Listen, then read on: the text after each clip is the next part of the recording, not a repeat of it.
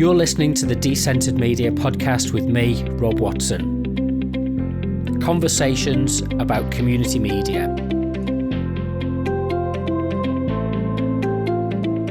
Visit decentered.co.uk or follow on Instagram and Twitter at Decentered Media.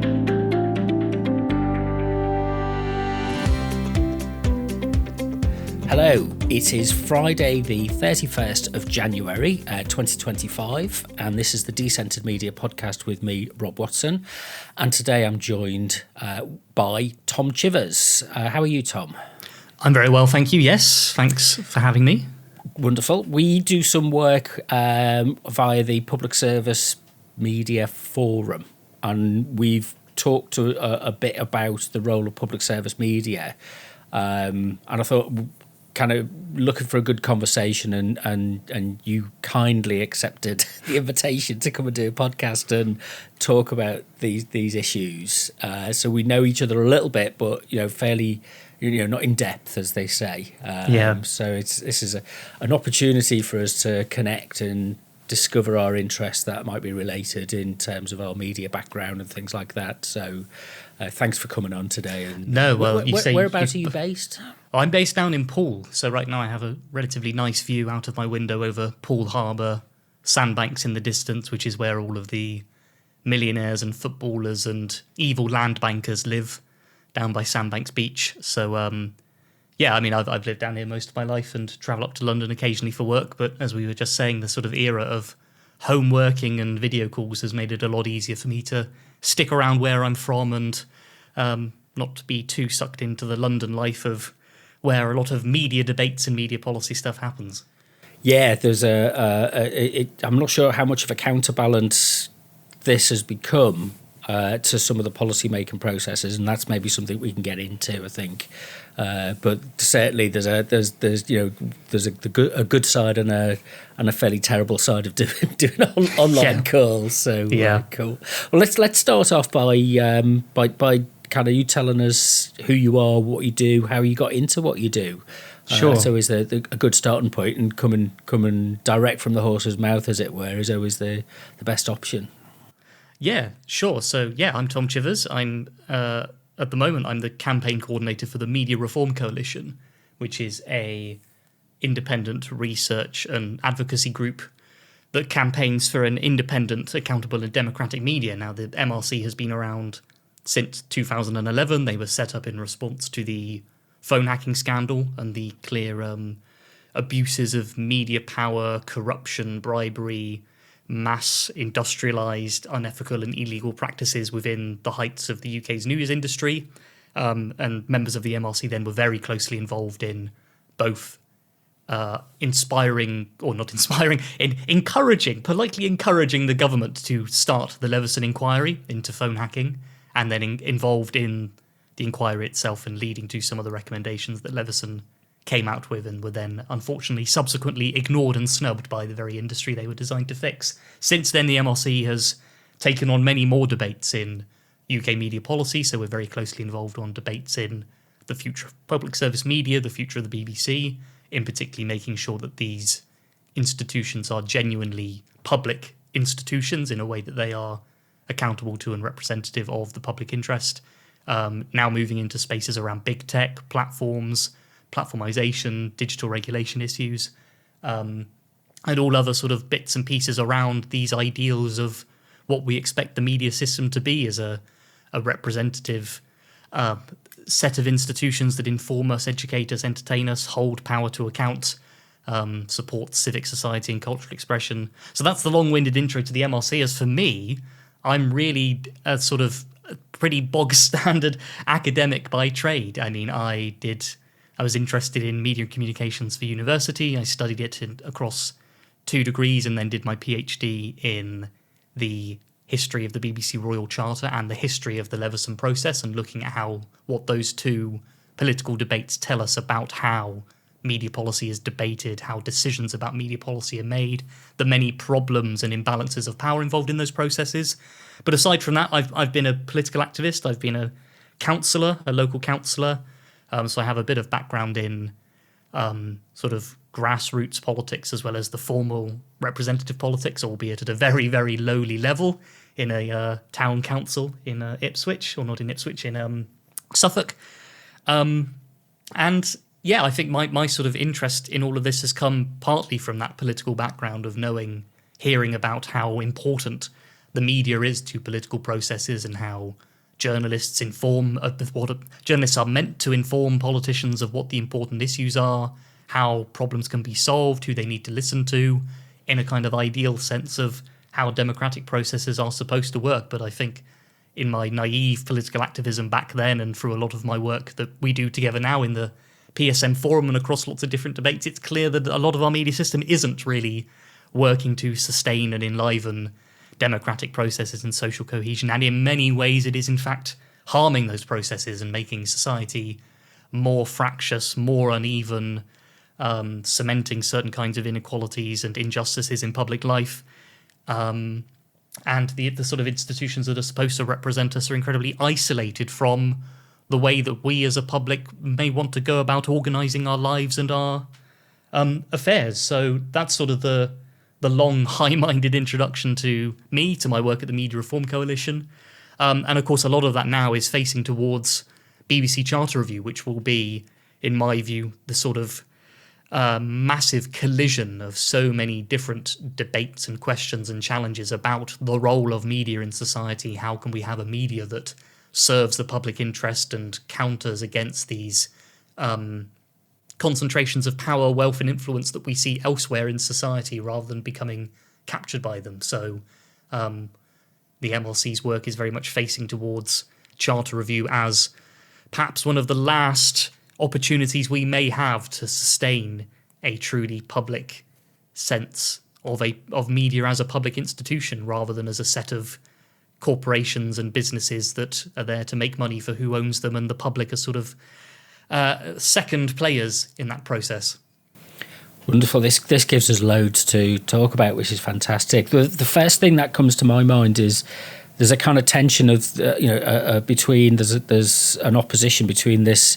You described it as the industrial scale, media. The phone hacking scandal is a result of, or it was particularly prevalent at an industrial scale because we have industrialised media in that sense, and we often don't think of our media in those terms because we regard it as a kind of personal engagement with us as individuals, or increasingly more so these days it's seen as being that.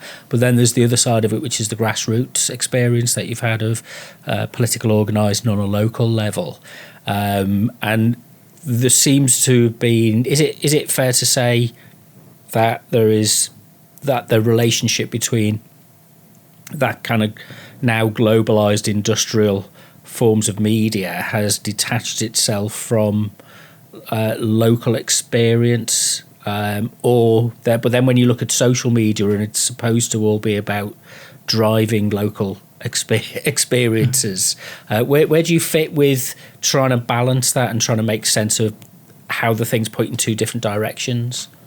Yeah, it's fascinating, isn't it? Because the kind of claimed direction of travel of so many of these new media formats, social media, user-generated content, video sharing, streaming now, of course, is becoming a very big one, that the sort of presentation of them by the companies and the kind of technological platforms that are offering these new forms of media, it's very much focused on, well, this is democratizing traditionally paternalistic and patrician media institutions, right? It is opening up production, distribution, and involvement in media to ordinary people. The barriers to entry are very low. You can open up an account on any of these websites like YouTube or Facebook or TikTok and start publishing your own media content immediately. So there's the sense that, yes, sort of the power of who are the gatekeeper, the idea of a media gatekeeper has almost been erased in many ways. But then the fact that these platforms are run by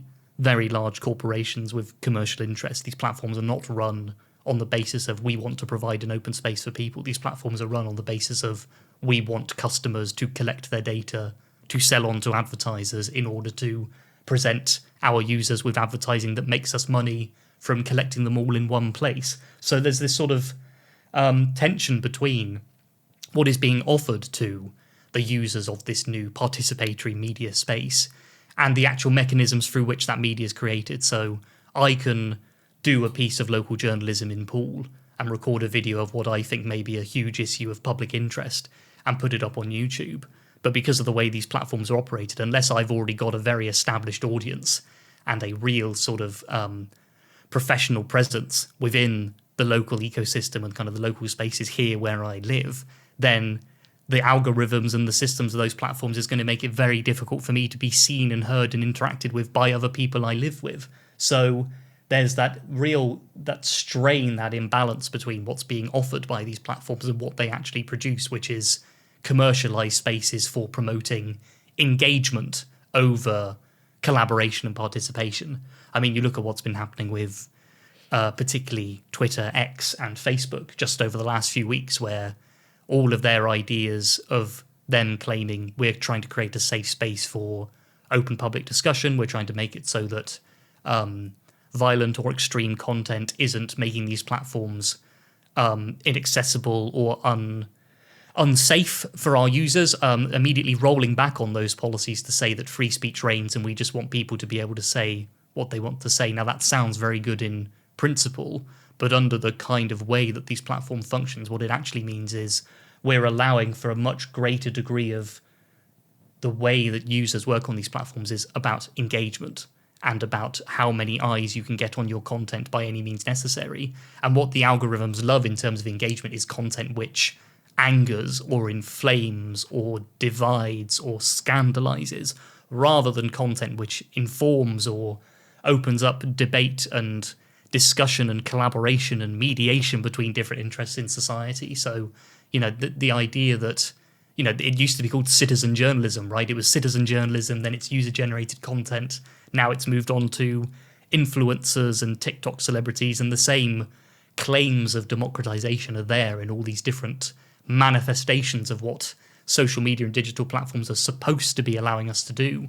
But the underlying reality of these platforms is still the same, that they are about creating sensationalist content that attracts the most views in order to make the most money, rather than creating these spaces for civic expression, for collaboration, participation, community cohesion, reaching across political, social, cultural divides with other people. And it is all about separation and shaming and scandalizing and quote tweeting something you don't like with a sardonic comment rather than necessarily engaging with it. You've looked at my Twitter feed. I was really describing my own, actually, because that's the other problem with these platforms is you get sucked into it, right?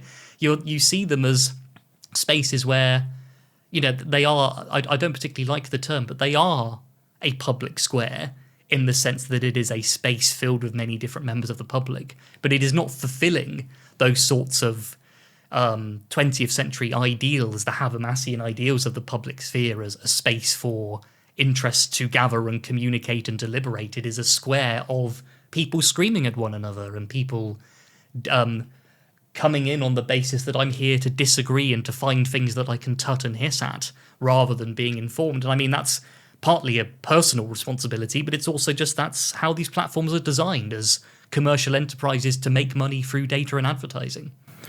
Is that... There's always a question about these things, and the sensational newspapers in the 1980s, for example, and 1990s, always used to say that if they splashed the front page with a salacious story about Princess Diana, they'd have record sales. Is it the fault of the media organisations, or is it something within us that they've just caught onto? It's part of our, this sense of indignation, this sense of prurience, or this sense of kind of obsession with celebrities and things. I mean, I flick through the Mail online occasionally because you've got to look at different news sources, and the obsession with the Beckhams, and I don't understand why they're in the public consciousness. I just don't get it. I just don't see them as being people. It's like I'm really their family. I'm really not interested. What have they done? What have they achieved? Yeah. There has been, and it's kind of and there are many other people like it. But you still kind of get drawn into it. And it's a bit like I always said, this industrial thing of, if you think about fast food and you think about highly processed food and soft drinks, colas and crisps and all the rest of it. It's engineered to reach that bliss point whereby we can't resist it, and then it's full of salt, then it's full of sugar, then it's full of the vegetable processed fats, which give us heart disease, hypertension, and so it's a good analogy. I always say, point to the kind of go to your local supermarket, and certainly in the UK, there's the local supermarkets are stuffed full of processed food. So is it something? We're weak as human beings. We don't have the safeguards anymore, and we don't have the social and cultural institutions to counterbalance.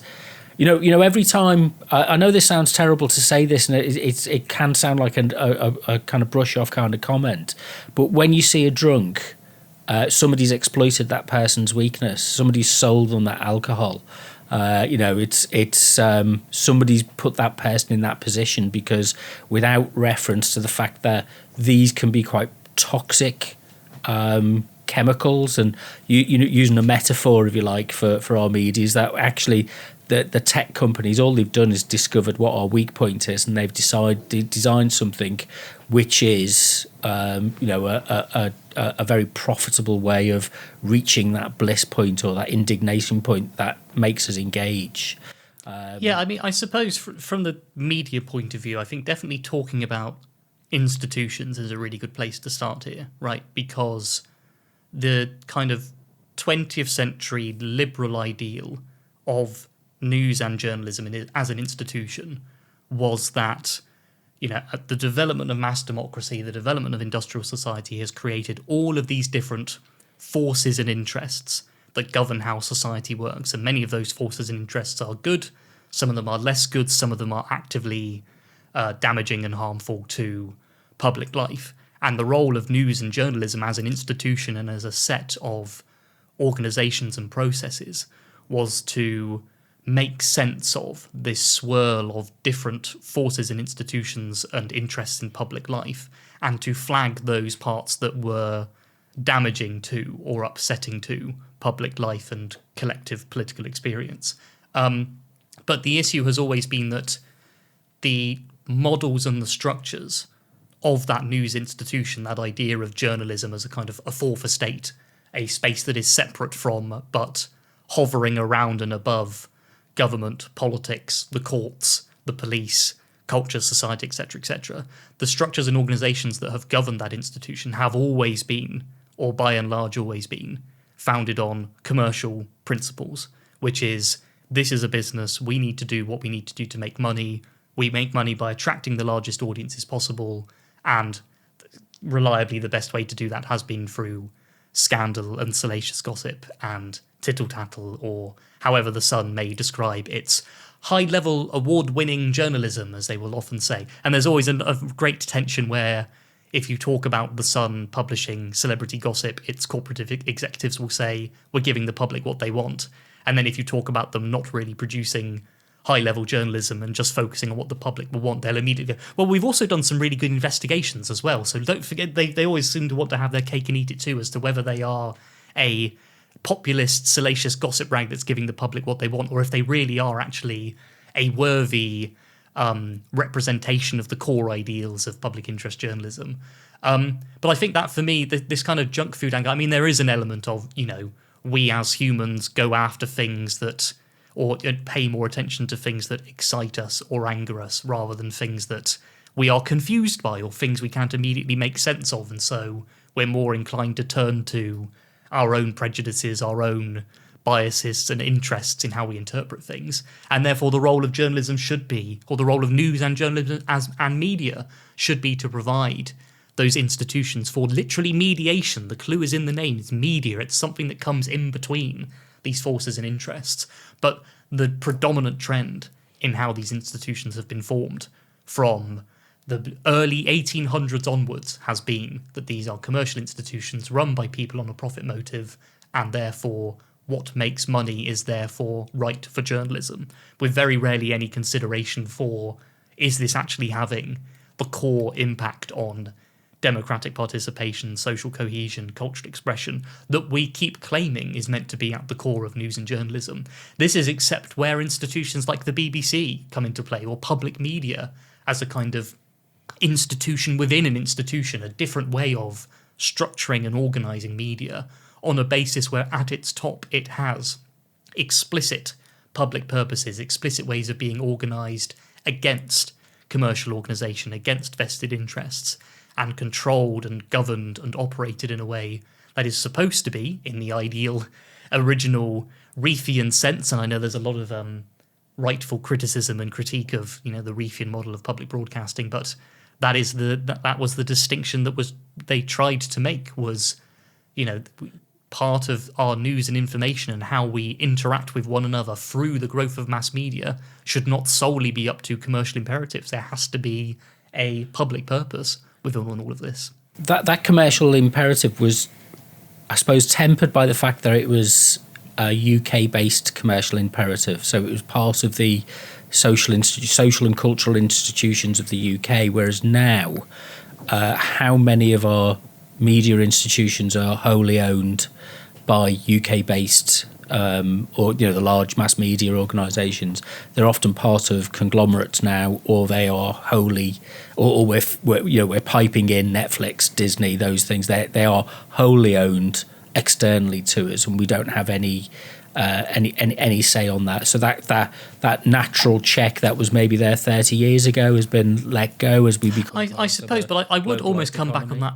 I'd come back on that in a way and say that, yes, the sort of national media that we had, you know, the Fleet Street Press, the commercial broadcasters, or the very small one or two commercial broadcasters we had, yes, they were tempered in a way that they were very much domestic news institutions, but particularly with the corporate press, that tempering of kind of uncertain influences was still that, regardless of them being based in the UK, is that actually their foundations and their connections were connected with corporate power and state and political influence. I mean, I don't have to go through the history of who the press, literally the press barons were, the barons, the people who owned the press, who are also from the heights of the aristocracy.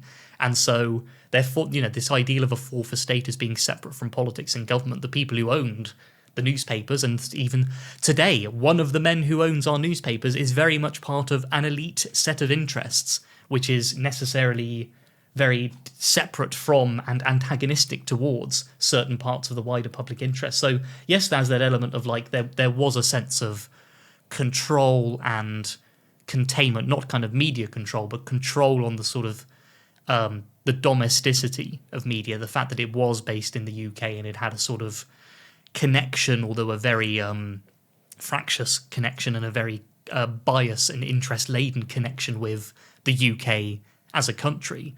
But it was still, that connection was very much networked very closely with parts of state and political and corporate power in a way that the ideals of public media are not supposed to be. So it's really interesting, isn't it? And rather ironic that English usually, or British nationalists, don't ever include media. They're kind of happy to sell it off to the highest bidder from the States or the Saudis or whoever's got the money at the time. You know, it's a cash cow for them, you know, and it's like, you'd think that even if they were fairly, you know, kind of extreme nationalists, that would be the first thing that you'd want to do is control, you know, and so having control of your media and your representation externally seems, you know, it's put us in an interesting position. Let's put it like that. Who was the guy who did I'm trying to remember the name, Benedict, who did the Imagined Communities about the role that media plays in defining a sense of national identity. I didn't realise I was going to have a pop quiz on media theory now. I know, you've caught me out. No, I'm showing up my own my vague recollection. I should Google it in a second. Don't worry. But it's but there's that sense that, you know, the BBC and the national institutions of the media, the church, the state, those kind of things, brought about the sense of national identity. Yeah. So it's integral to that, and it's just interesting that at a time when that kind of sense of control or that kind of sense of ownership, and the reason I'm thinking about this is because we want to get into thinking about why does public service media matter, is because it serves a purpose of, a unifying purpose. It has in the past. And actually, we don't have the levers of power anymore. We can try and persuade Netflix to do more local production here. I've got Netflix and I'm pretty fed up with it. Most of it seems to be international programs these days, which, there's some good ones. I enjoy them, but a lot of the time I don't see see much UK based stuff unless it's, fairly caricaturish. And it doesn't represent the world that I live in or the world that I see around me. Which I suppose links up back to your previous point about, imagined communities and, how has the introduction of these new homogenous globalized platforms influenced the ability over that? Because my point was that where the media and state institutions and political institutions have played a role in defining this collective sense of a shared national community, my perspective on it has always been, well, whose community is it? Who is in charge of setting the terms and the definitions and the understandings and the symbols that we use to identify or be called on to identify with a shared sense of national community, and who is setting the terms of those debates? The thing with, as you say, with Netflix and the platforms now is that it's less of a effort to provide a shared collective community, a kind of, what the ideals of media were is that people would have a common basis, a common understanding of what was going on in the world around them, what were the kind of cultural debates, what were the issues, what were the concerns in society, and having programs or radio shows or films or newspapers which would mediate those kind of discussions for them and engage them in it. And now these new platforms are kind of, well, we're not here to create a community, we're here to create a consumer base. We're here to create a myriad of millions of individuals who each have their own sculpted universes of preferred content and preferred genres and favourite shows that they go back to binge watch 40, 50 times a year when they can't find something else on the catalogue. So I think there is a sense there of how the kind of what would you call it, the behavioural shift, the structural shift from platformization and new digital technologies has become less and less about structuring, trying to create a kind of shared community, a collective, informed public, a civic body, and more just about how many millions of people can we provide with a infinitely uniquely customized viewing and listening experience. I think that's really insightful, and it was Benedict. I've looked on Wikipedia, the font of my knowledge. It was Benedict Anderson who wrote the book Emerging Communities. I was going to say that, of course. It was on the tip of my tongue before you Googled it. Well, that's why we have, social media can be, online media can be practical for us.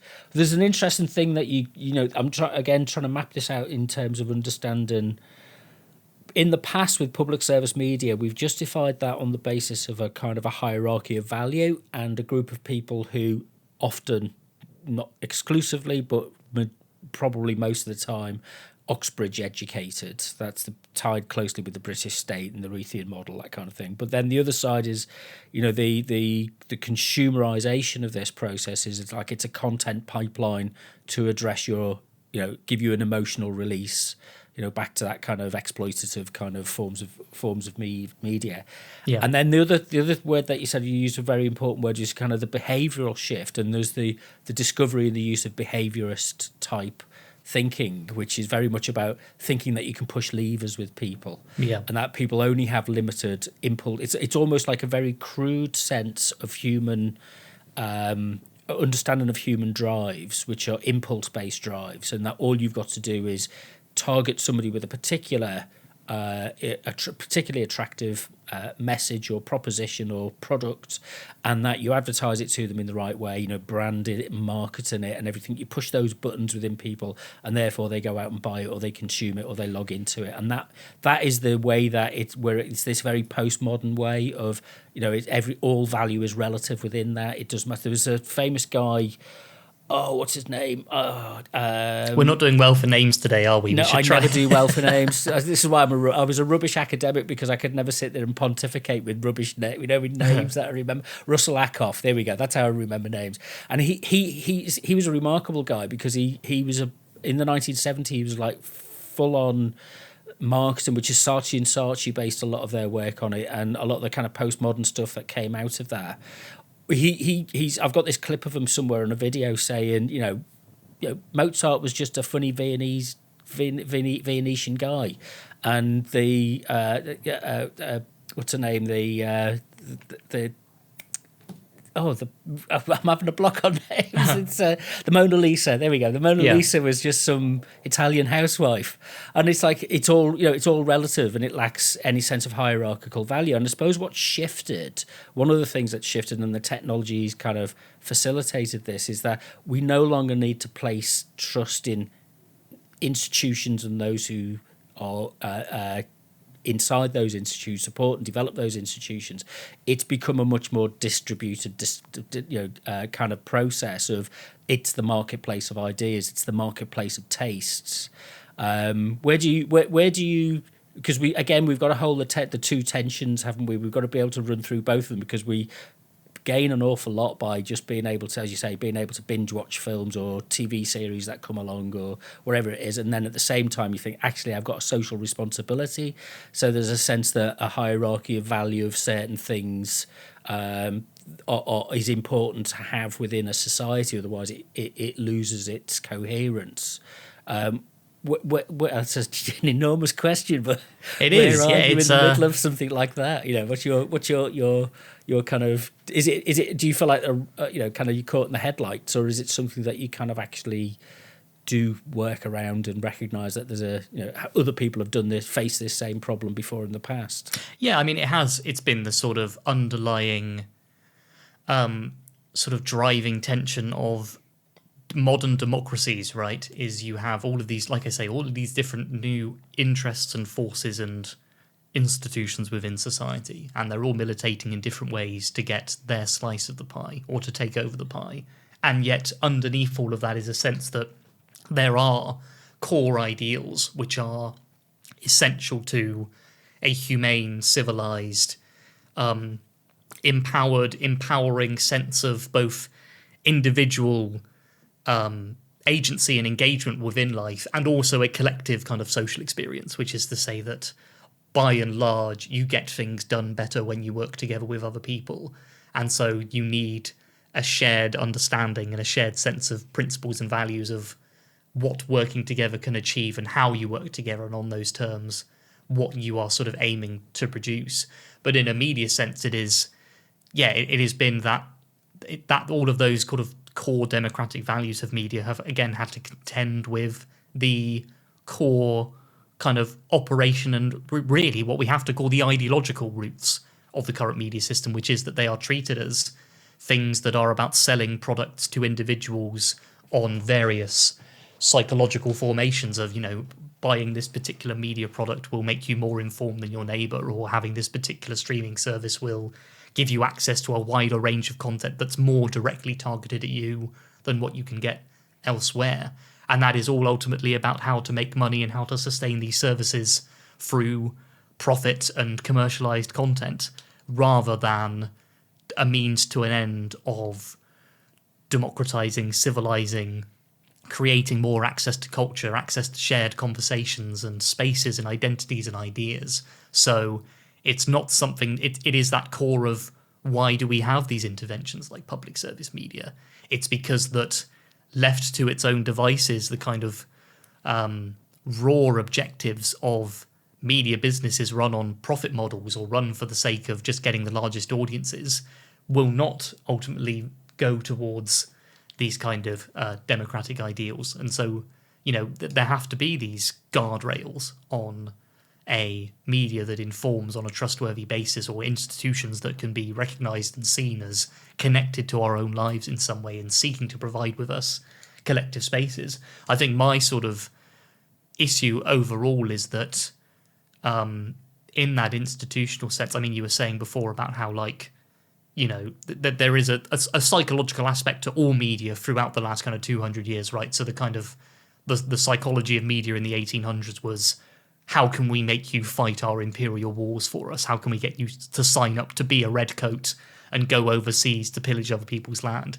In the early 1900s, it was how can we get you to go into the trenches and lay down your life for pointless, barbaric trench warfare in Flanders in the 1910s.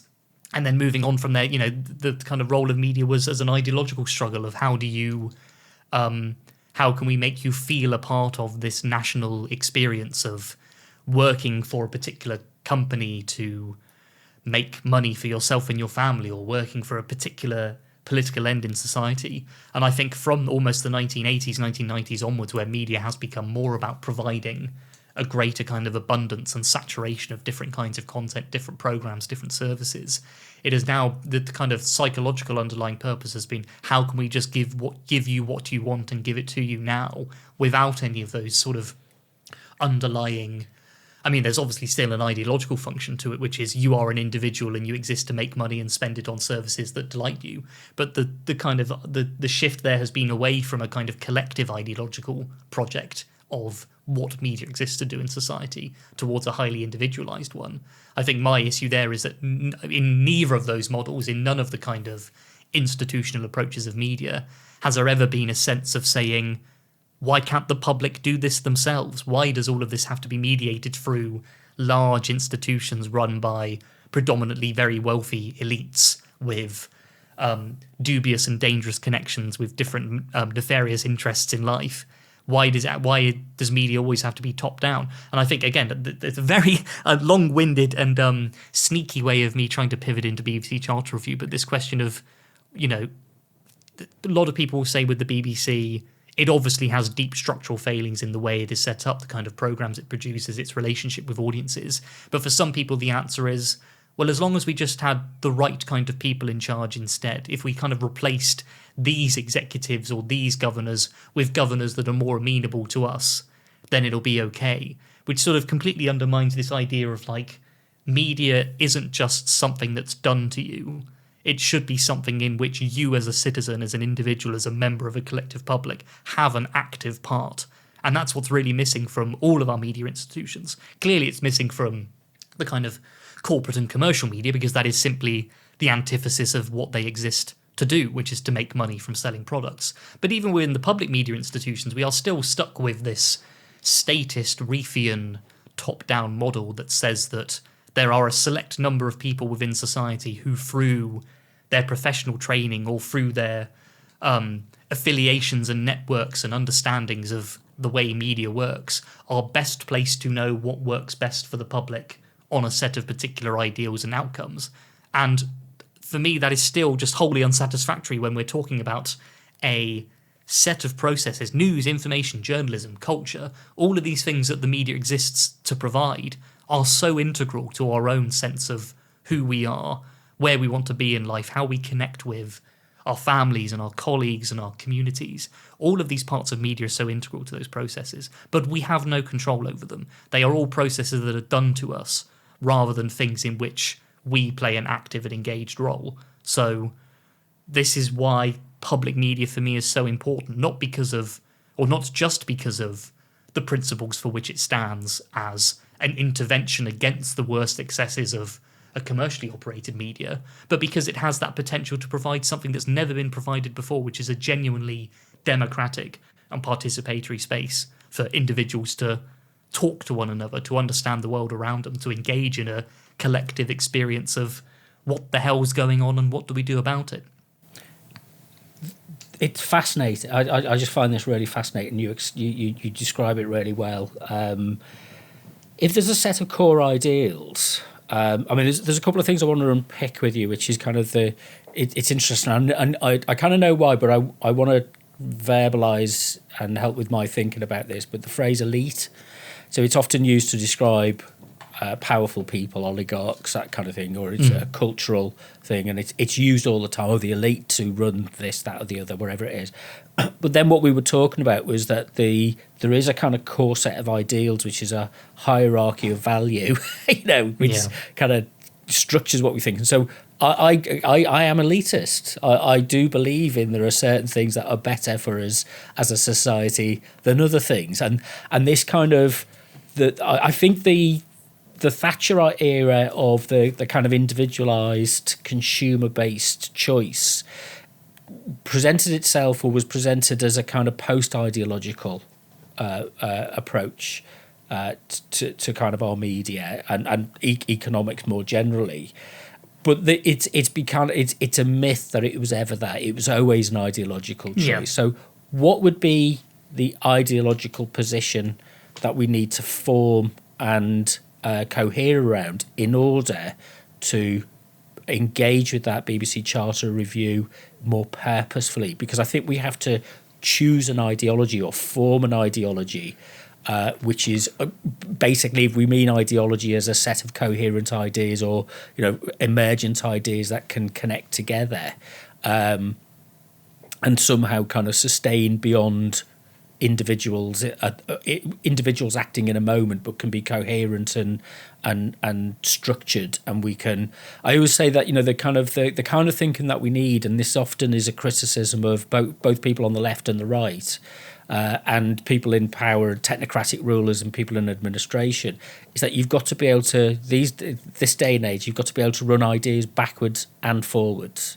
You can't just present ideas as if they're only going to work in one direction, because the law of unintended consequences means that they could be just as bad. And if you were in the 1980s and you were a British nationalist and you supported Thatcher and the Conservatives, you would be aghast at how much of the British state, if you look at Macmillan, he was aghast at how much, selling off the family silver was given away to other interests, and you lose your sense of identity in the process. And there's a massive feeling of, we have a kind of lost identity because of urban life and globalized change and all those kind of things. So what do we... I suppose if we don't know what we want to do, how do you think we might start the process of collating these things together so that we can actually figure out what we need to do? Because if the Charter Review really matters, and it is an important milestone in terms of if we don't get this right initially, we're going to be it's going to be a long time before something like this is enabled to happen again. Yeah. What are you thinking as the next couple of steps that you really need to be working on to bring people together about this? Yeah, I should say, trying to set out a kind of so it's that thing of what do we need to put in place in order to have a coherent, if you want to call it, ideological view? Yeah. And what's that grounded on?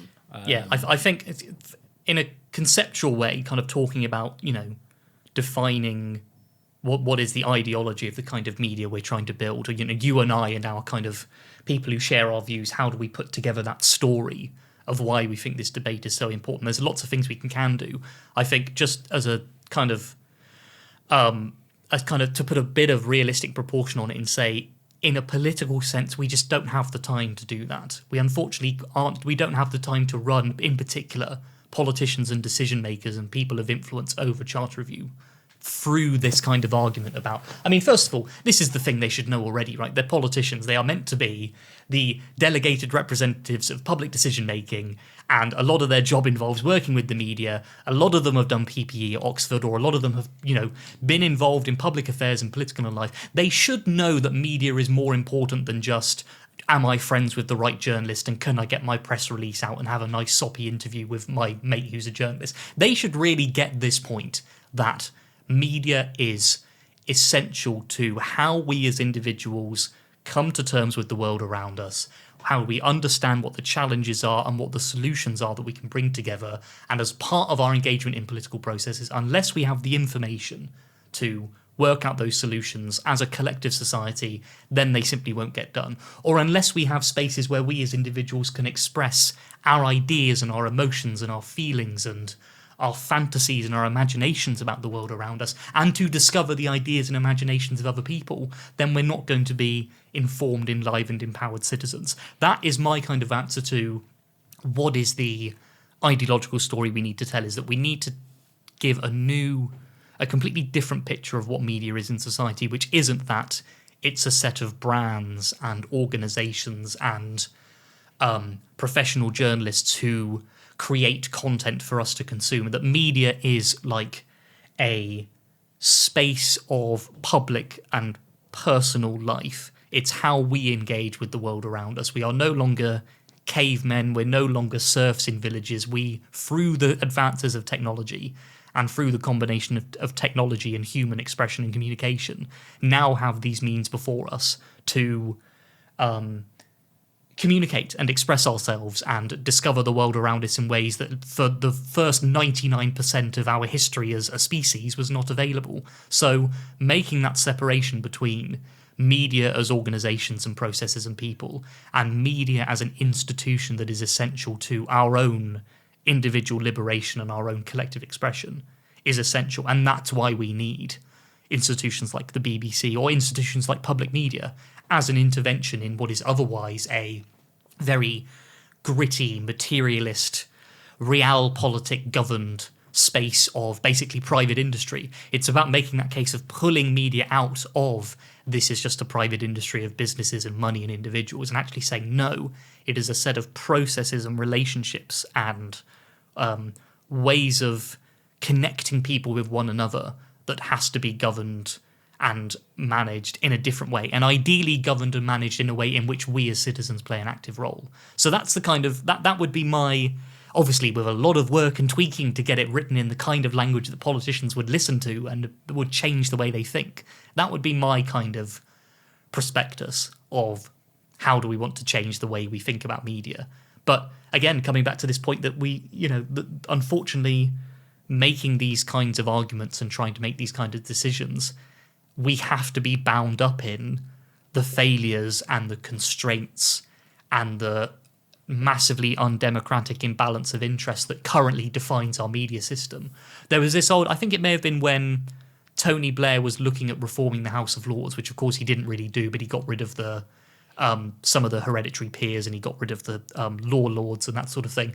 And I think someone at the time said, this is such a fascinating but intrinsically difficult political exercise, because what you're effectively saying is, House of Lords, abolish yourself, right? You are asking a particular body to reform itself in a way that it surrenders its own power, and that it basically says, we are quite happy to give up what we have been entrenched to do for the last, what would it have been at that point, 300-400 years of British history, or perhaps going back even 1,000 years, and in order to live up to the values and ideals that we are supposed to believe in as Democrats and people involved in British public life, we will give up our own power for the greater good. That's effectively what you're asking the media system to do, through both expanding public media and through doing BBC reform that is more progressive, more democratic, is you are saying to the current political settlement, the current way that ministers and MPs and politicians and parties and journalists and PR professionals and cultural elites, all these different people who make up the media political system in this country, by going to them with these ideals in which they all have expressed support. They have all said, we love the BBC, inform, educate, entertain, Reithian values, universal public service media, things that represent licence fee payers, give people a say, etc., etc. They all say these things, but then when you say to them, right, well, those institutions aren't working the way you claim they do. They are not living up to those ideals. So you've got to give up your own power. You've got to surrender government control over BBC governance. You've got to make sure that the funding of the BBC is separate from political processes. You've got to break the chain between these incestuous elite connections between top-level BBC journalists, BBC executives, ministers, political leaders, the incestuous intermarriage between the people at height of politics and government. You've got to break that, because if you claim you believe in the democratic essential nature of public media and of the BBC as the kind of masthead representation of public media ideals, you are effectively asking politicians to give up their own power and to give up their own, the very culture and relationships in which they exist currently, which is, been well established as, how politicians go about their daily business. They have friends in the political lobby of Westminster as journalists, and they leak to them, and the journalists leak the stories, and they feed information back and forth. That might be working very well for the kind of current system of Westminster politics. It's been working very, very bad for democracy and for effective government and accountable democratic decision-making. So in these debates on BBC reform, you are saying to these people, the way you're doing things isn't working, and you've got to give it up if you want any of the ideals you claim you believe in to continue. Very interesting, isn't it? That's kind of self-sustaining delusions or myths that people have play out, and then they don't get challenged. And the democratic illusion that the media institutions in the UK are egalitarian and merit-based is a complete misnomer, because they're largely, and the creative industries. There was lots of reports have come out recently indicating that working class people just don't get into these jobs. They just don't become senior journalists. Well, it's elite capture. It is a sector that has been captured by elites. But I think that phrase elite is quite, I'd like another word for that, because it's so well used. It's like it's a class. I mean, I'd rather talk about it in those terms, sure. of it's a class capture. However that, I mean, I'd say they're one in the same, in a sense that, a lot of the heights of, the people, the backgrounds, the personal connections, the wealth, the social economic positions of the people who are at the heights of the media is very much a class thing. Where I then advance that into an assessment of the elite is that because of the importance of media, because the interests that drive media are, in a way, the interests that shape society. And when the interests that drive media are so closely connected to state power, political power, and corporate power, that's where that elite sense comes from, where it is not just, yes, these are people from a very particular, comfortable, established class, and we don't necessarily need to say a ruling class, but a class of affluent, educated individuals who come from very different backgrounds from the majority of the British public. But I think where that then extends into an elite capture of the media is because what that allows is much more intrinsic connections between media institutions and other powerful institutions in society, and that it becomes a kind of a fixed network of shared interests and values, of very particular private, narrow interests and values that define how the media operates and what it decides to pursue in its news, in its culture, in what it produces. I think that for me is that distinction on an elite capture of the media. Is it's not just about the people who are in charge and their backgrounds, but what that then creates across the different institutions of society, which is what we see in our media now, of how much of the BBC's news is based on the profits and shares of the largest supermarket chains, or on reflecting how to talk about the economy on the basis of what's the success of the top 100 FTSE companies, rather than what are the real wages of people who are living and working in this society. The BBC, the way it reflects the world back to the public, is very much based on that intersection and that capture of interests between the people at the top of the media and the people at the top of other elite professions and institutions and interests in society.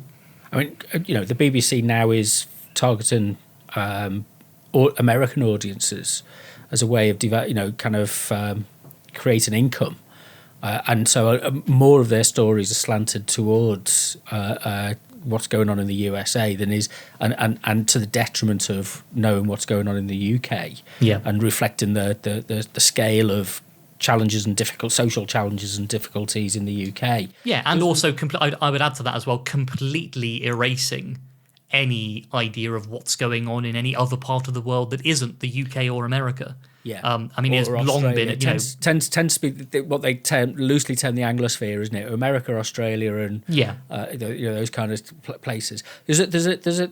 I mean, again, one reflection on this is that I loved it. It was out. You spoke earlier, and it was very. I use a phrase I don't often use often. It's a very beautiful set of ideals and very idealistic, and it really appeals to me. I'm that kind of a thinker. And but the other side of this is it comes down to things like cost. Yeah. What can you afford? Now, I got involved in a Twitter discussion, X discussion the other day, and I'm still on it against me probably my best judgment. Is this a polite way of saying you're arguing with someone online? Well, I maybe a little bit, but they were annoying because it was the argument about drama and drama production, and the BBC not saying it can't afford to do top class drama production anymore.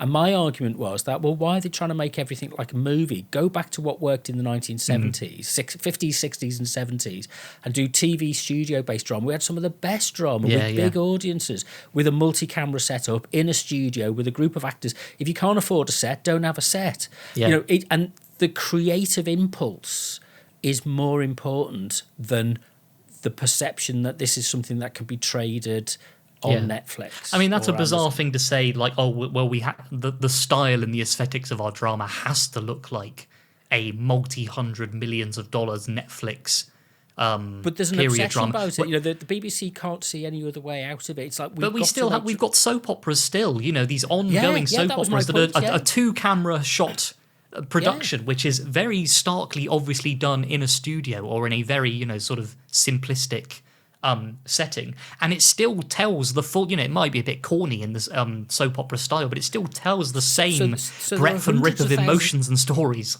There are hundreds of thousands of people who've honed their craft working in those studios, and this person said they're soap operas, they're not drama, and I was like, this is why I got apologies to anybody, but it was like, I mean, I do try and express myself politely, but it's like, but it and that for me was it's the lack of imagination. Yeah. That for me is where our crisis is. It's not the we've got to get used to living in a country with diminished resources because we've suffered. We've sold off the family silver. We've detached ourselves from Europe, and other countries are racing ahead of us, and we've had this peculiar kind of obsession with with certain kinds of industries over above other kinds of industries, and we've got centralisation of the state, blah, all of that kind of stuff. And so we're in a position where if we carry on digging, thinking that we're still somehow this great superior force in the world, we're mistaken. But at the same time, when you look back at yourself and you say, okay, what are the costs? What does this practically involve to do? It's imagination and creativity that comes to it. And that's what I always find in these circumstances. And I think it's the bureaucratic, I always prefigure this now, they're not a cultural elite. The people in charge of our media systems are not a cultural elite, they're a bureaucratic elite. Yeah. So they can process data. The Amazon model of that, they're constantly looking at what's the Netflix model, they're constantly looking at cancelling really good series after the programs after the first series because they've got no sense of how culture works, how people work, how people to come together symbolically around cultural artifacts and production and stories and things like that. And it's kind of, so there's a role in public service media where it requires a cultural leadership role. Well, this has been the failure of role. This has been the failure of BBC policy specifically over the last 30 years, because there's clearly been a failure in the kind of structure of the BBC since its foundations, in the sense of how closely it is tied to state power, how much of its output is based on a very top-down paternalistic sense of what media exists to do. Although it has still been founded on very particular public values, it still has that top-down approach to what is the BBC's role as an institution within public society. But particularly the failure of the BBC within the last 30 years has been very much, I mean, you called it a bureaucratic elite. I think I'd go with a commercial elite, or a commercialised elite has been at the top of the BBC, because what's happened over the last 30 years has the BBC has been told, off the back of declining budgets, increased competition from market providers, commercial providers, the BBC's regulation and its purpose has been twisted in such a way that it's top-down, both within the BBC itself and the instruction from government has been, the BBC must act more and more like a commercial organisation, at the same time as ensuring that it does not tread on the toes of other commercial competitors. So you've got this complete sort of bizarro world situation where, the BBC Studios, what used to be BBC Worldwide, the commercial arm of the BBC, is becoming more and more essential to where the BBC gets its money from.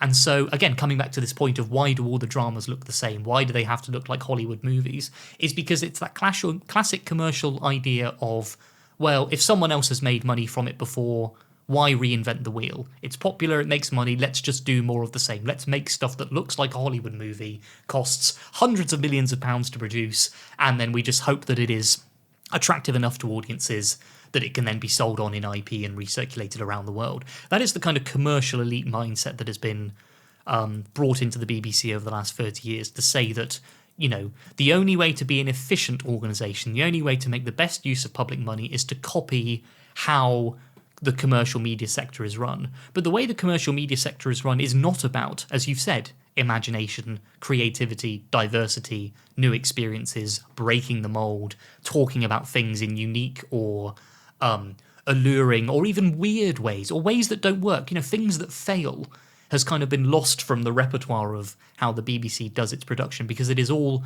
well, if the commercial sector's doing it this way, we have to do it the same way. We just have to do it on a massively reduced budget and with the constant eye of Sauron of Ofcom and conservative commentators saying, well, the BBC, why did the BBC make this? It's exactly the same as Netflix. Or if the BBC does something different, why did the BBC make this? They should be more like Netflix in producing things this way. They are, there are, of course, failures within the BBC itself, but I think the kind of outside instruction and direction that the BBC has had for the last 30 years, and what is becoming more prominent now that people are surrounded by a saturation of different kinds of media content, they have more points of comparison, and opponents of the BBC and opponents of public media now find it a lot easier to say, why isn't the BBC doing something like Netflix or Amazon or like another commercial media operator? So that's the kind of long-running systemic sort of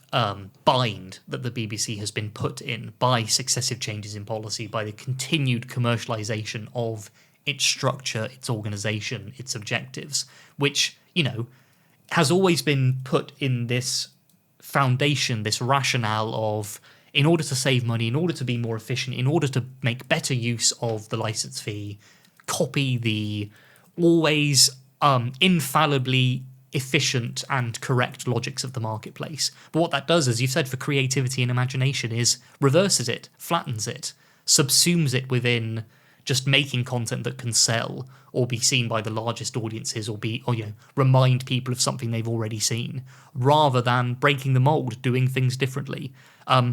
There was, of course, this term distinctiveness, which came up as the kind of magic spell, the central word of the last Charter Review, which was to say, very much in the vein I've just been saying, the BBC, in order to justify its position, needs to be more distinctive from the market. But that was, in that Charter Review, that wasn't expressed in terms of the BBC needs to be more creative, the BBC needs to fail more, the BBC needs to do things in an imagining way. That was really distinctiveness, as it has now come to be defined as a regulatory term, as a term on which Ofcom or government can scrutinise the BBC and tell it if it's doing things rightly or wrongly. Distinctiveness means, have you taken away something that the market could have produced and made a profit from? If you're not doing that, you're not being distinct, and therefore we need to introduce more regulatory actions and controls on what the BBC is doing. So all of these, this is why it is so difficult to talk to politicians about the media and the BBC, is because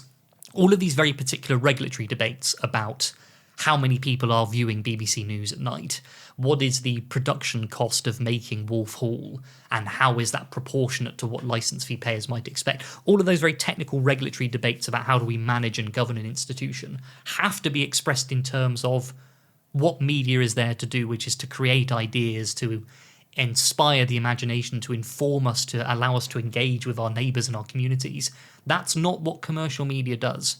In its essence, commercial media is there to make money, and so by telling the BBC to be more commercial, to be more efficient, to tread very lightly in terms of its place in the market, you are making those sort of innate humanising and civilising objectives of media impossible for an institution like the BBC. That's not to say that I think that overnight, if you got rid of these regulations, the BBC would magically become this great sort of panacea of cultural production, because there'd be so many more. You have to change the kind of institutional relationship of the BBC and actually involve the public. But at the start, if from the very beginning you are giving the BBC an instruction to be like commercial media organisations without competing with commercial media organisations, of course the BBC is simply going to find itself constantly in a tailspin of being unable to find its place and purpose.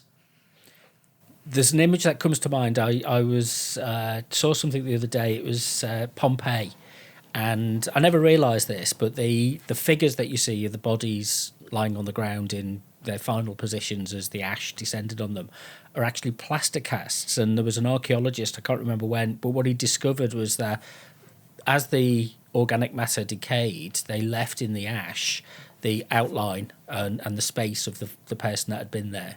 And so he filled them with plaster. And then when they took the remainder of the ash away, that what was left was the form, the outline form, with some of the, kind of the impressions that were impressed into the ash. And it's kind of like that's what we've got with the BBC, to some extent, because it's kind of this. It is very difficult, and I think having these conversations and going back to these basic principles is we've got to go through this process. For me, if we can play a role in this, is kind of we've got to have these discussions, and it can't just be, as you say, managerialist. Quasi, because I describe it as it's not a quango, it's like a quasi-autonomous commercial organisation. It can spend other people's money and it never fails. It's a state-backed business, basically. Yeah, and sometimes, sometimes the market does do that better. If you don't have a centralised market, I think too much of our markets, for me as a social democrat, are too centrally controlled, and that we should break, the competition and markets authority should be brought in to break these things apart much more rigorously and much more often. However, a state institution, which, as you describe, and maybe this is the subject of our next conversation that we have to follow this one up, is what is that public engagement going to be like, and what is that? And Lisa Nandy has mentioned maybe we need to look at mutualising this, turn it into a cooperative or a publicly owned organisation, so it doesn't have that dependence on the state setting policy, but it's actually people themselves setting the policy. But it's kind of, we've got to have that, not that not that existential, it's the essential conversation about what the purpose of the BBC is. Because I think it's, a lot of the people who work there are lost in terms of directionless, because they think their job is to fit in within the media systems, and they don't necessarily see their job as being to represent the interests of the citizens of the UK. It's a job for them, and it's a career pathway, and it's like, well, we kind of got to stop you seeing it like that. We've got to start. It's got to be a calling. It's got to be, if you're an artist, if you're a writer, if you're a producer or a director, or if you're a program maker, if you're a journalist, the BBC should be the place where you go to almost, to commune with other people of a similar mind, rather than just thinking that you're there, a cog in the machine kind of thing. Which is again, why maybe I think that comes back to my idealistic view of these things. Well, no, not entirely, because there's a practical solution here, and it's great that you brought up this plan around mutualisation, because I do see that my sort of sense at the moment, as Charter Review comes thundering over the horizon slowly but very surely, as an inescapable debate, not just about the future of the BBC and public media, but as a kind of cataclysmic coming together of so many different debates in politics and culture and society that are happening at the moment. I do think the BBC is, I don't think this is the best term for it, but it will be the epicenter of the culture wars for the next 2 years. The debate over the future of the BBC, what it does, who it stands for, what its constitution and its purpose is. But, mutualisation, I think, is there as a solution to all these ideas about how do you bring back a core sense of public purpose to the BBC as an institution with functions over very important parts of our media, which is to say that you can't, the current Charter Review will, I think, be the final charter. The next charter made for the BBC will be the final royal charter in the BBC's history. And there are two paths by which I see that playing out. The first is that we have a very typical bog standard Charter Review process, right? The government comes in, they run a consultation in which hundreds of thousands of members of the public give their view, but because the government simply doesn't have the time to have these conversations about the future of public media, they condense all those ideas down into a handful of very straightforward recommendations. In the meantime, there's all of this very intense commercial lobbying and political lobbying going around about what the BBC should be, what its regulatory model should be, where its money should go, how it should be controlled and governed. Then on top of all of that, there are the political considerations of the government saying, how much do we care about the BBC? How much political capital do we think we need to expend on transforming it or regulating it differently or pretending to be tough on the BBC because of whatever political noise is going on in the background at the time? Does the BBC become a kind of avatar for the government trying to prove a point about something else? That's kind of been the way charter review has worked in the past. And the result has always been a sliding further back from public purposes, an increase in commercial regulation, a decreasing in the BBC's connection with its audiences, and a sort of constant sort of withering on the vine of the BBC as an institution with functions over the media. That's the kind of first route. And the end of that first route, unfortunately, I think, is that in 10 years' time, with all of these major transformations and evolutions that are happening in media, in the way that people consume and find content or programs or services that they like to watch, in the political atmosphere, in the sort of wider market changes of the media system, if that first route is taken, then the BBC will simply cease to exist in 10 years. And whatever government comes in next will look at it and say, well, as a result of these changes from the last charter review, the BBC is now completely irrelevant. It has no stake or standing in public life. So time's up on the licence fee, time's up on public funding. Either we privatise it or we simply wrap it up and find something else to do with the money. That's path one for how this current charter review would be the final charter review in the BBC's history. I would very much like to follow the second path, which is that this becomes the last charter review of the BBC because we transform the BBC in such a way that we don't have to have these incredibly compromised, captured political debates about its future, and we actually hand the BBC back over to us, the public, through a kind of mutualisation where instead of us being sort of conceptually we are owners of the BBC, but really our relationship is a subscription relationship. We pay the licence fee, and as a result we have a right to watch the BBC's content, and it has these kinds of public purposes it's supposed to fulfil.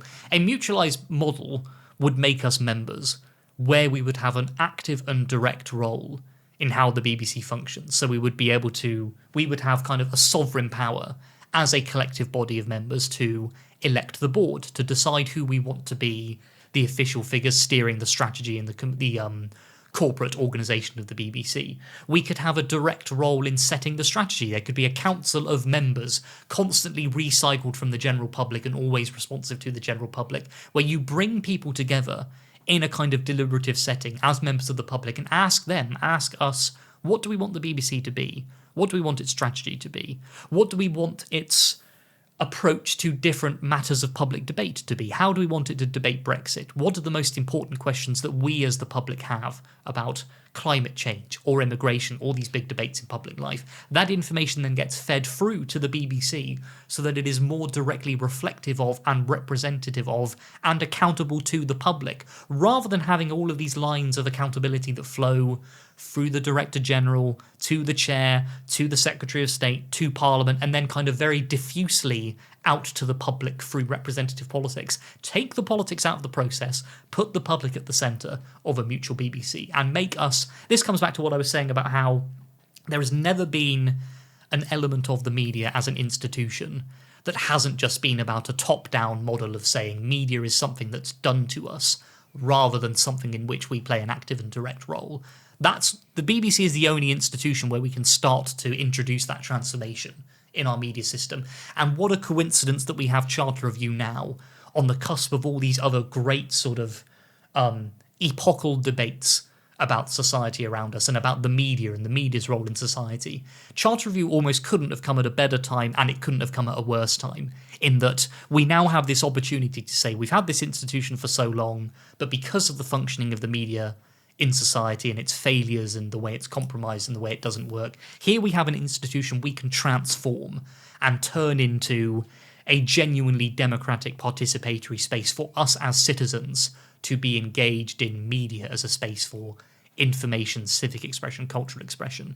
That's the route I really want us to take, and it's the route that we're going to have to do a lot of work to walk... Again, like I say, we'll have to walk politicians through these arguments, have to show them that there is a practical, feasible model for transforming media in a way that fulfills the public purposes, energises and invigorates and empowers the public to have a media over which they have genuine ownership and control, And ultimately to say to politicians, you've got to surrender your control of this system. It cannot be treated as, like you said, a quasi-autonomous commercial media organisation with ties to state and political power. It has to be something that is at the centre of our public life and something over which we as the public have an active and direct control, rather than our control being expressed through very murky processes of politics or bureaucracy. So those are my two paths of what we've got ahead of us. One is the route to the withering and dying of the BBC, because all we ever do with it is tinker at the margins,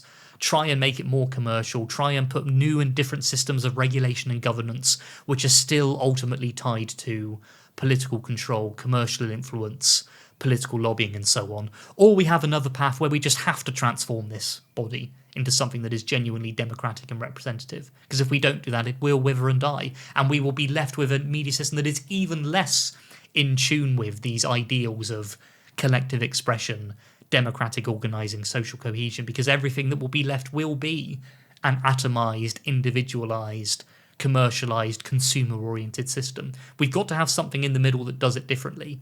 The only way you can do that is by a radical transformation of this institution. And I think mutualisation is an answer to that.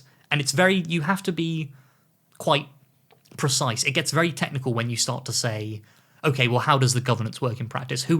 What does the board do? What does the members do? Where are the actual lines and relationships and decision-making between these organisations?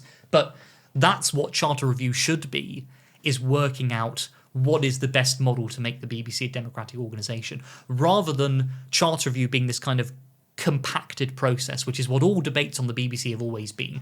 It's something that's always there in the background of society and politics. People are always complaining about it one way or another, but there's never any space to actually debate and decide what it should do or how it should change. That's kind of all stuffed into this very narrow window called Charter Review, in which all of these different contemporaneous political forces come crashing in to shape the BBC, but there's no actual wider debate about, well, what do we want this institution to be? It is always shaped by whatever the current political arguments are. So, we've got a lot of work to do to even start this conversation to say that Charter Review can't just be about tinkering at the margins. It has to be about transforming this institution. If I can reflect your optimism, and I think it's very well placed, and it's very refreshing to have an optimistic conversation about the potential renewal of the BBC, is it's kind of I think never underestimate the willingness of people to tell their stories and want to tell their stories. Yeah. And that can be endlessly tapped into. It's an untapped resource there. People you see on social media a lot, whether it's at the moment it might be in the form of TikTok videos or YouTube, kind of reviews or wherever it is, but people are wanting to tell their stories, and there's ways to facilitate and support that. So in a sense, the BBC could play the role of facilitator rather than provider. Yes. In the platform for that. And I always I've used this for many years, is John Ruskin's idea that don't ask what you get for something, ask what you become by it. And I think if those kind of central values are addressed in the context of the changed technology and the changed social expectations, then I think we can start to say, okay, well, what is it we need to build for an institution that people can trust?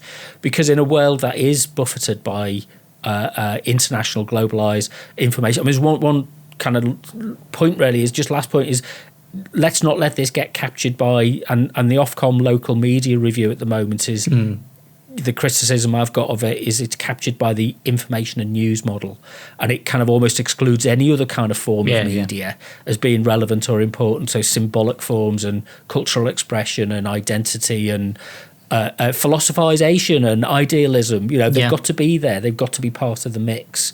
And so it'd be great to kind of have these conversations and more of these conversations where those of us who can see that purpose of this form of media are actually there to be ready and in a hand to support it. So let's finish off. Is there anything you've not covered that you wanted to say? There's a lot to cover in not just Charter Review, but across the media. Can I do a shameless plug? Is that okay? So the Media Reform Coalition, every year we host our Media Democracy Festival, which is a day-long public event of panel discussions, debates, workshops, all across many different issues of how to build a different media system, how we can make a media system that is more democratic, more independent, how we as individuals can get involved in new forms of independent journalism, independent media outlets, how we can sort of mobilize with activist groups, with campaign organizations, how we can try and turn the media into something that is genuinely socially progressive and beneficial for society, rather than often the source of the divisions and harms and aggressions in our society. So this year, the Media Democracy Festival is on the 31st of May in London. It's being held at the 5E Hall, which is part of the University of Westminster campus. It is a free public event, and the registration is on Eventbrite. So if you just search for Media Democracy Festival, or you go on the MRC website, you will find the link there. This is where we have those kinds of conversations with activists, researchers, people from within the independent media movement. Some politicians occasionally decide to come and speak with us. This year we have a panel, or a lineup of speakers, which is already very interesting, and we'll be announcing some of those very soon. But if you've enjoyed this conversation and you haven't minded me ranting too much about these kind of wide questions of media power, of democracy, of how we can build a media system that works for us rather than for private and elite interests, then the Media Democracy Festival is open and welcome to you. So please register your ticket and come along on the 31st of May. And where can people find out more information about you and your work? I post a lot on Twitter, which the consensus coming along now is people are moving away from Twitter, but unfortunately that's sort of, I won't say I'm addicted to it, but that's where I sort of burp up most of my angry thoughts about what's going on in the media. So you can follow me on there. The Media Reform Coalition website, mediareform.org.uk, has a lot of our updates about our involvement in policy debates, about our events, about our thoughts. You know, we get lots of guest posts and blogs and articles on there about what's going on in the media from many different people. So if you'd like to follow me on Twitter and see me whinge and burp up inane thoughts, please do. Otherwise, follow us and join us in the Media Reform Coalition. We are a membership organisation. We welcome people to come in and tell us about what they're doing in the media, what they think about, what they care about, and it helps to shape our own priorities and our objectives in what we do. So join the Media Reform Coalition, come along to the Media Democracy Festival, follow me on Twitter if you're desperate to really do that. But otherwise, watch this space, because I think, Charter Review will be the really big focus of a lot of my work and the MRC's work over the next 2 years. So please do get involved. The conversations we've been having, you and I today, Rob, about how essential it is that the public voice is not lost in this process. That's only possible if people speak up and find spaces like this to, really get involved and make clear the case of what they want from the BBC.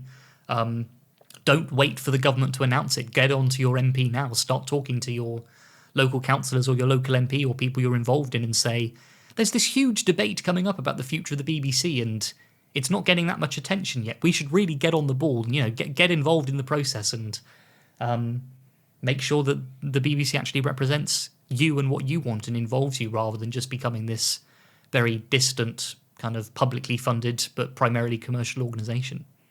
Amen to all of that. So the time's flown. I think this has been great. So we'll definitely be doing this again. Yes, and there's lots of. We can have a weekly whinge on Charter Review. Well, I might find a few other things to talk about as well. But anyway, it's been fantastic. So if you want to keep in touch with me, it's decentered.co.uk, and on Twitter and Instagram and Threads and Mastodon and Blue Sky and all the others, it's just look for Decentered or Decentered Media. It's somewhere there. But until next time, this has been great conversation. Thank you very much, Tom. Thank you. And we'll speak to you soon. You've been listening to the Decentered Media podcast with me, Rob Watson. To find out more, go to decentered.co.uk or follow on Twitter and Instagram @Decentered Media.